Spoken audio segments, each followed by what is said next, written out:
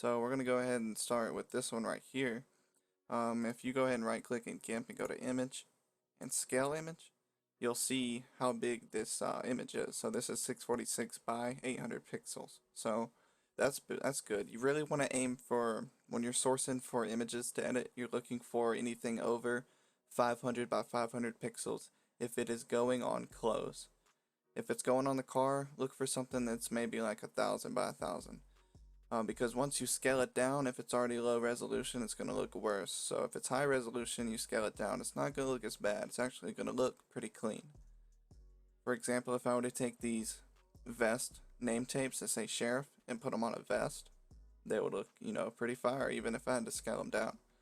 But if they were already low resolution and then I went to scale them down, it would be a problem. So as long as you're about 500 for the clothes, you'll be good. So that's good there. Now the thing I wanted to show you how to do really quick here is if you wanted to replace the thing right here, right? What if you wanted it to say something different, but you liked the patch idea and how high quality it looked?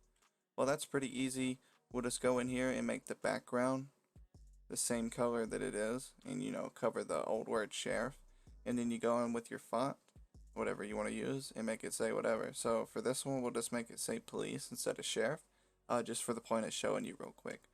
So let's go in here, let's make a new layer, call it whatever you want, and then go back down to the original layer, and I want to select this, and let's get the whole word in the selection. Alright, once you cut the sheriff word out, what you want to go ahead and do is go to the paint bucket tool, go to the color, get your color picker, and go find a pixel in there that we can use to fill. Hit OK, and boom, fill it real quick. Take the select tool and deselect that box. Then we're going to come through with the brush, and we're just going to touch it up a little bit. So I'm going to make it a little bigger, and we're just going to go through here. Make sure not to get the fabrics, that way we can keep the detail. Draw the lines out real quick, and the next thing is go to this next layer, just so we don't accidentally edit that.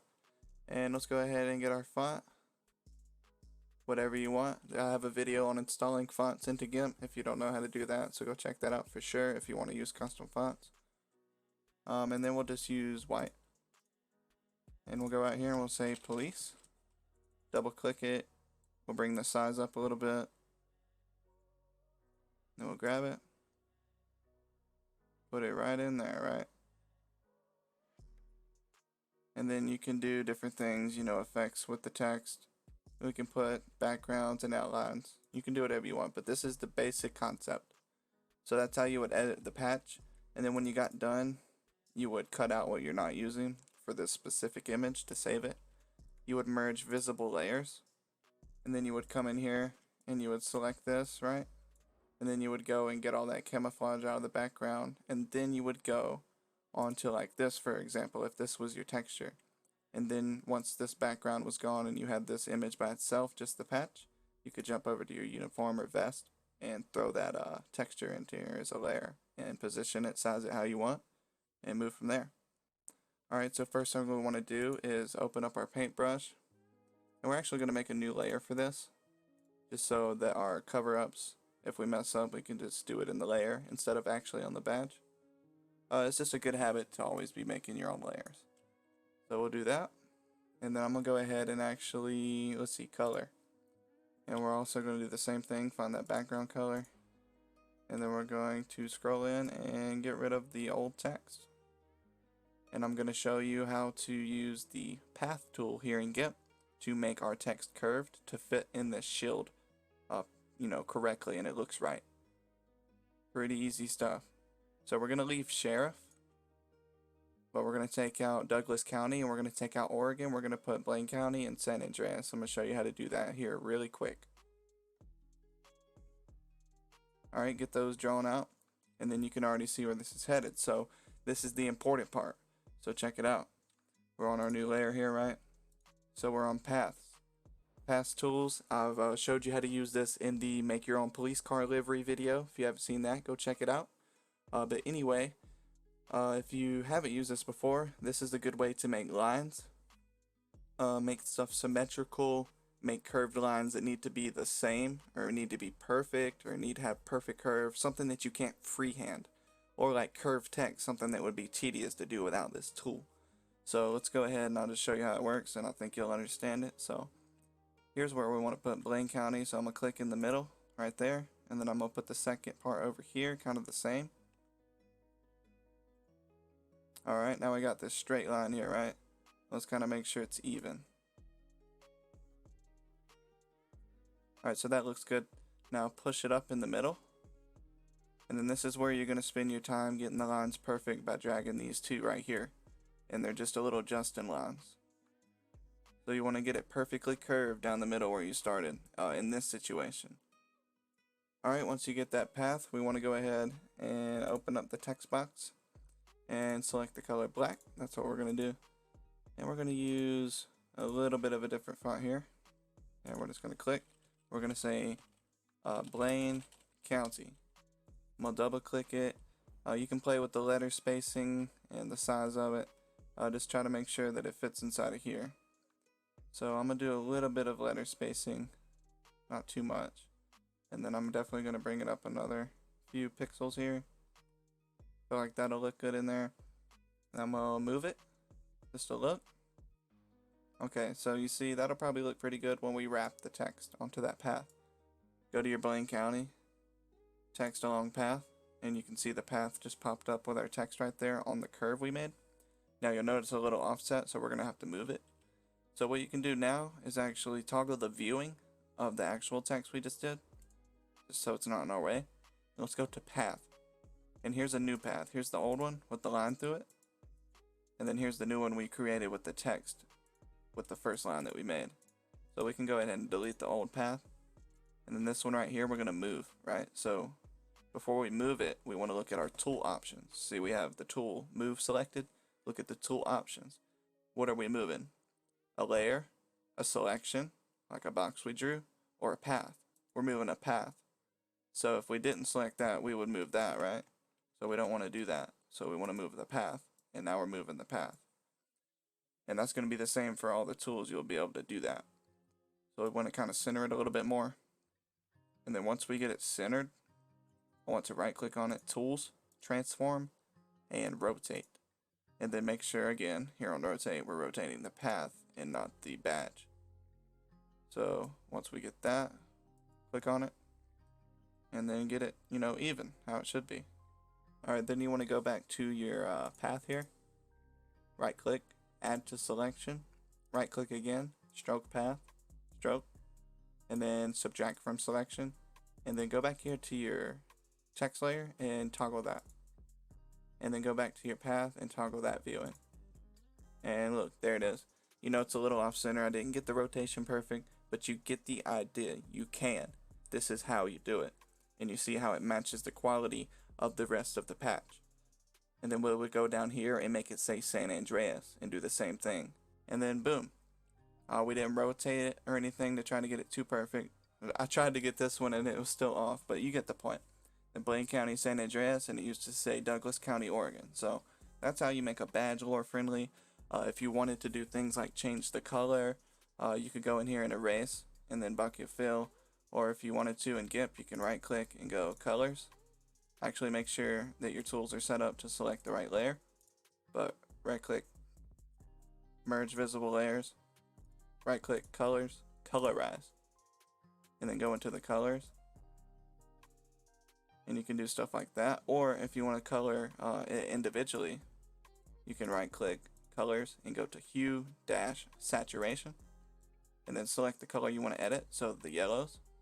And then we can move that. You see that? That's pretty cool right there. So if let's say we wanted to go blue with it. We get a cool blue right there. And we can even bring up the lightness of that blue or make it dark. We could do like some navy right there. And then saturation. And you can see it affects anything that has that hue that you're editing. So we're just going to put it like right there. And then the greens.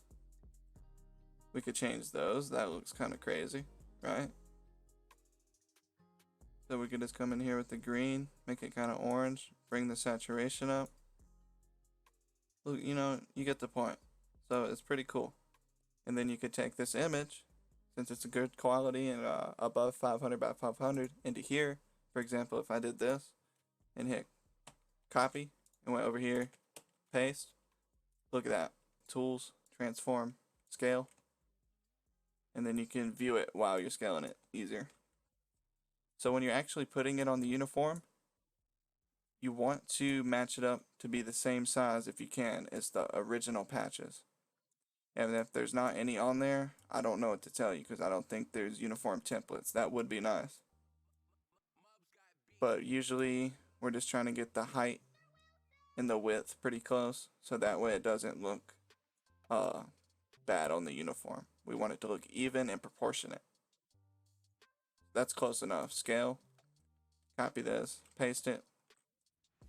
Oop, not that. Make sure you get the move tool selected. And then move it over here. Up a little bit.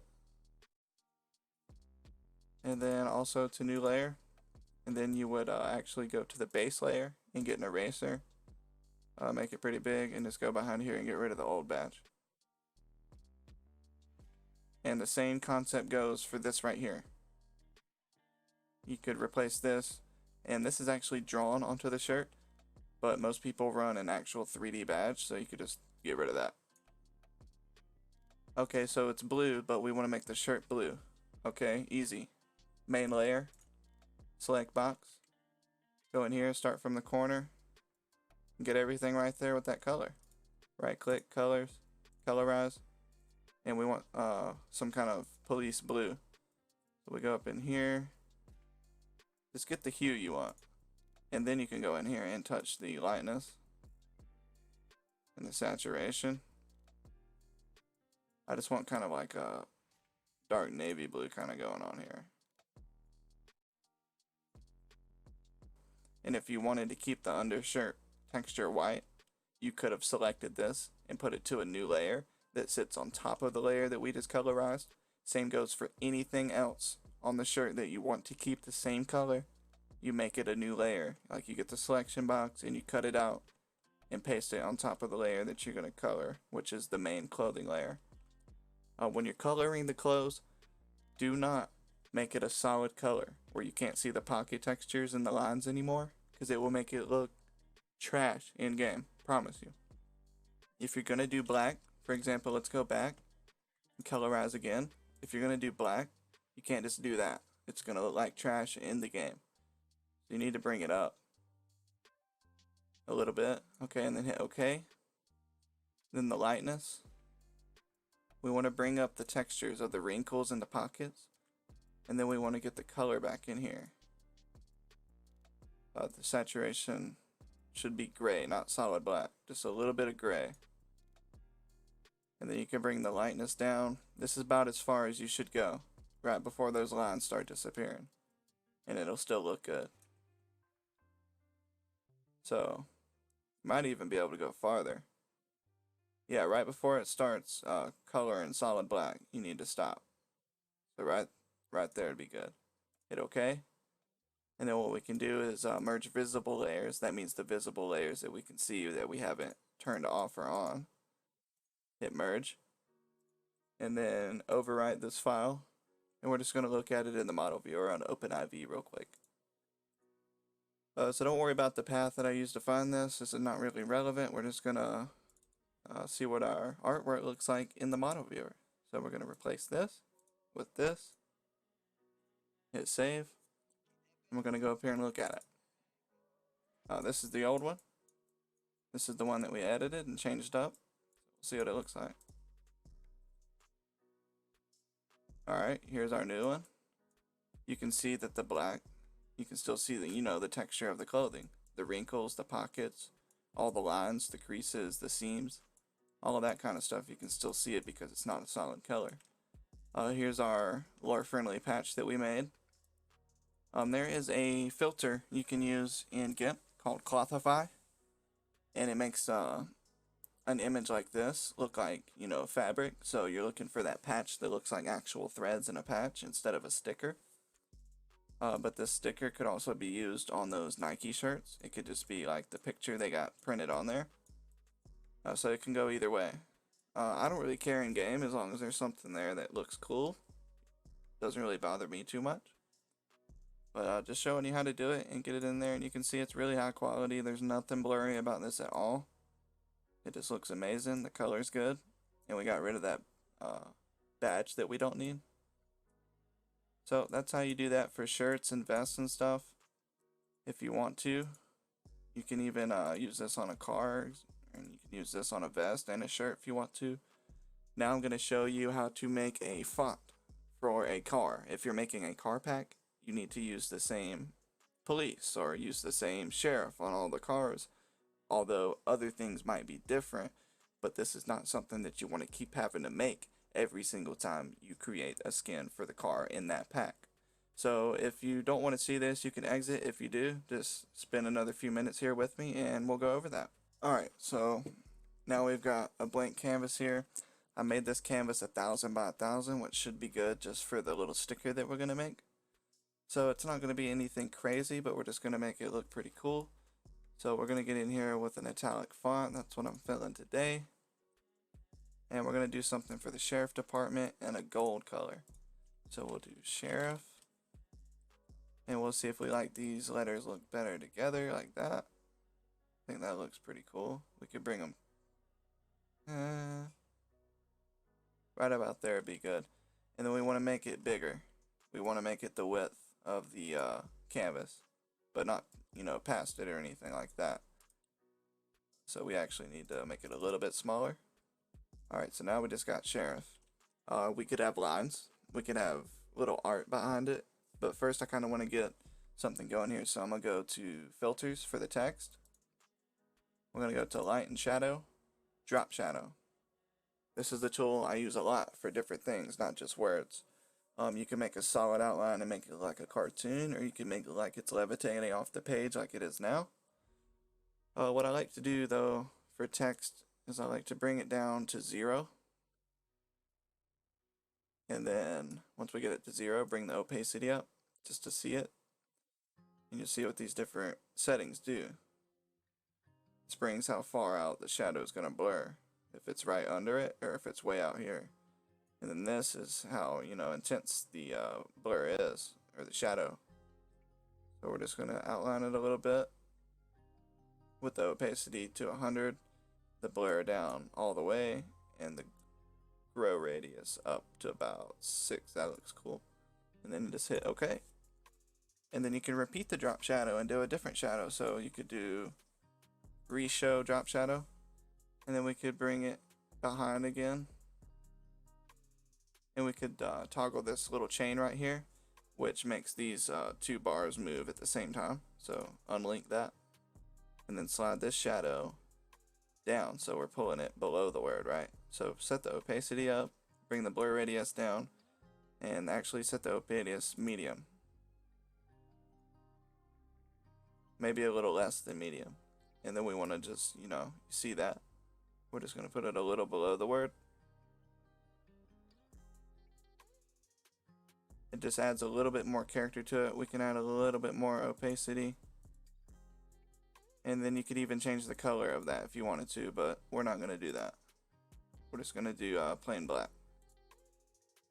And then just hit OK. And then you could do all your artwork and stuff if you wanted to. Not going to get too much into that. But I just want to show you how we make this a sticker that we can use. So once we get that, we're going to go ahead and merge visible layers. And then I'm actually going to go right click image, crop to content. And that will make the whole image crop to just the word. And that's it. And then file, export. I'm going to export it to my desktop as Untitled, just for the video. Alright, it's exported, and next we want to remove the white from it so that when we put it on the car, it's literally just the words and the, you know, the effects that we put on the words. So the quickest way I do that is I go to Canva, and I pay each month to use it just for this tool, really. But create a design, and we're going to edit a photo, and we're going to edit the photo that's on our desktop, the sheriff. Edit. And then we probably should have made this a little bigger on the canvas, but that's okay. Just click it, effects, background remover, and it's just going to do the job for us. It's a really good algorithm. See, our shadows are still there. Just hit erase, hit done, and go to download. Make sure this is selected before you download it. If you don't use Canva, there are other websites like Clipping Magic. They're just not as good at automatically getting it, and you usually have to end up erasing it yourself. But there it is. And there's no background. It's just the effects that we put on the word. So then if we went back to GIMP, let's say this was a template for a car. We could just go to our downloads and drag this in here as a layer. And then I'm going to just put it on the top. And then boom. There's no white background behind it. It's literally just the text design you made. And if this had like cartoons on it or whatever, or vinyls, or it just had way more detail than this has, definitely worth making one of these images you can slip into each template and size it how you need, then remake it each time. Definitely way more efficient, saves time. So that's how you do those 3 things. I hope that cleared the air on how to make different kind of textures for EUP. I'll make more videos in the future about navigating EUP as far as it goes for the folder structure. I'm still learning it myself, so that's why I haven't made one of those videos yet. But we'll get around to that. I want to do a few more EUP texturing and card texturing videos first, more GIMP tips and things of that nature, and I also want to get some more LSPDFR gameplay in. So if you enjoyed, hit the like button.